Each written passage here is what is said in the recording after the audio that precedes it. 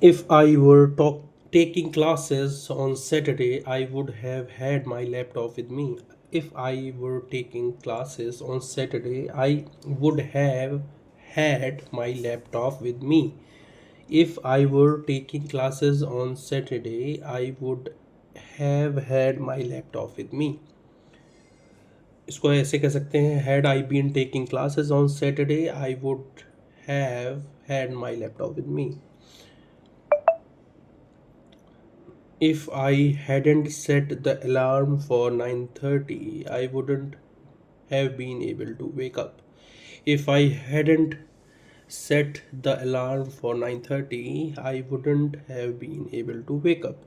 अगर मैंने 9:30 का अलार्म नहीं लगाया होता तो फिर मैं उठ नहीं पाया होता. If I hadn't set the alarm for 9:30, I wouldn't have been able to wake up.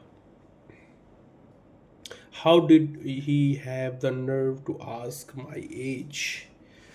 Okay, lightning crackled through the clouds. Lightning crackled through the clouds. Okay, अब देखते हैं.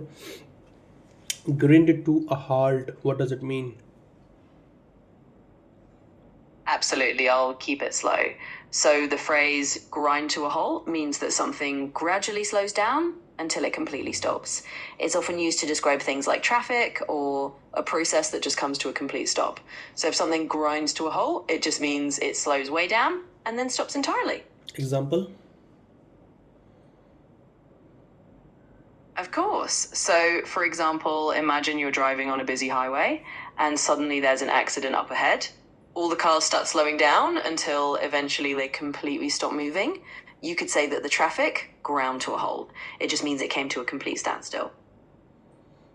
It just means it came to a complete standstill. Okay, how can I use in another way? Absolutely. Let's do another example. So you could also use grind to a halt in a more figurative way. For instance, if a big project at work was moving along quickly, but then you ran into a major problem and everything had to stop, you could say the entire project ran to a halt. That just means all progress completely stopped because of that issue. So you can definitely use it in different contexts like that. What is the meaning of sumptuous? Sure. So the word sumptuous basically means something that is really rich, luxurious, or splendid. You'd use it to describe something like a very lavish meal or a beautifully decorated room, anything that feels really grand and indulgent. So that's what sumptuous is all about.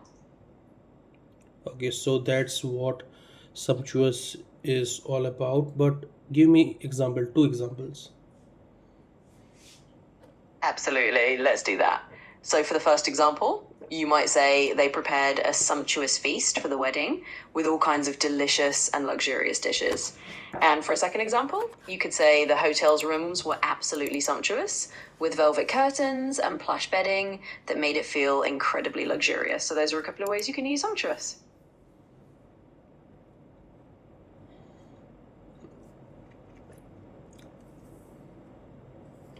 How can I use the word analogy? Sure. So, an analogy is basically a way of comparing two things to explain or illustrate a concept. For example, you might say explaining a complex idea is like building a bridge, and using an analogy is like laying down planks to help people cross over and understand. Another example might be she used an analogy to compare the human brain to a computer, so it was easier for everyone to understand how memory works. So, that's how you can use analogy. More examples in a slower pace. Of course, I'll slow it down and give you a couple more examples. So you might say something like, using an analogy, learning a new language is like learning to play a musical instrument. At first it's challenging, but with practice it becomes more natural. And another example could be, she explained the team's workflow by using an analogy. She said it was like an assembly line where each person adds their part until the final product is complete. So those are a couple more ways to use analogy. Okay, I was listening to a podcast where an actress said that I had no experience of it whatsoever. What does it mean? Absolutely, I'll explain that. When someone says, I had no experience of it whatsoever, they just mean that they had absolutely no familiarity or background with that thing at all. It's like saying they were completely new to it and had no prior knowledge or experience in that area. So it's just a way of emphasizing that they were starting from zero.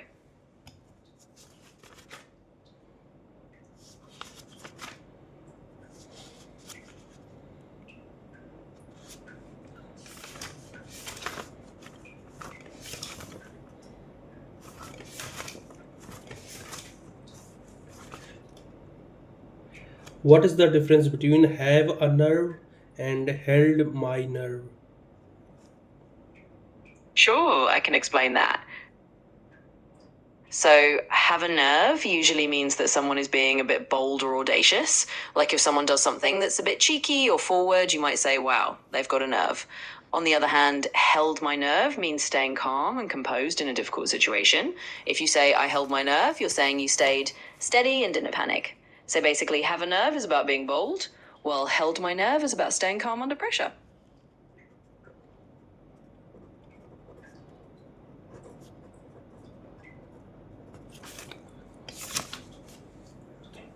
I was like, will I goof up? What does it mean?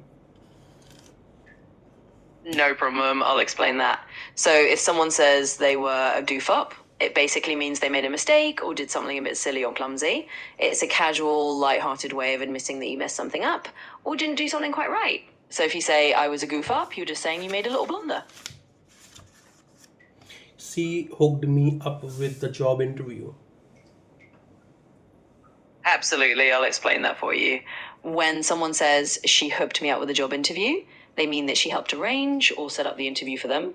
In other words, she did them a favor by connecting them with the opportunity. It's a casual way of saying she helped them get that chance. You are fast. Got it. I'll slow down a bit more for you. Thanks for letting me know. I'll keep it nice and easy so it's easier to follow along. Just let me know if this pace feels better. You are in my city. I will hook you up with the best. That sounds great. And absolutely, now that I know to slow down, I'll keep it nice and relaxed. I really appreciate the offer. I'm sure you'll hook me up with the best of what your city has to offer. Just let me know what that is whenever you're ready. Cinnamon raises your metabolism. It does indeed, and I'll keep it nice and slow for you. So, cinnamon is sometimes said to help raise your metabolism a little bit, which just means it might help your body burn energy a bit faster. It's one of those natural spices people sometimes talk about for a tiny boost. So, if you're adding a bit of cinnamon to things, that's the idea behind it. Back pain is an occupational hazard for people who sit all day. Absolutely, and I'll keep it nice and slow.